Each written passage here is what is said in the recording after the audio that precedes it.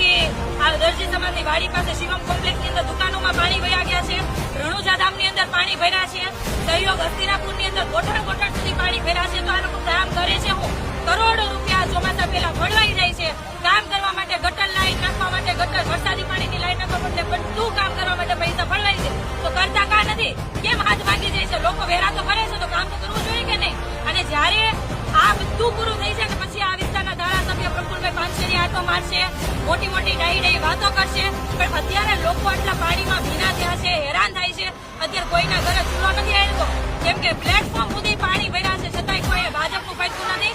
આ બાબતે જયારે સામાન્ય સભાની અંદર રજૂઆત કરીએ ને ત્યારે આના ભાજપ એમ કહે છે કે ખોટી રજૂઆતો છે ને કે પાણી નથી ભરાતા એટલે અમે બેઠા છીએ. આવો આ આખો વિસ્તારને સ્વિમિંગ પુલ બનાવી દીધો છે, આવું નહીં એવા એટલે ખબર પડી. અને અત્યારે એટલા માટે બેઠા છે જ્યાં સુધી અધિકારી જવાબ નહીં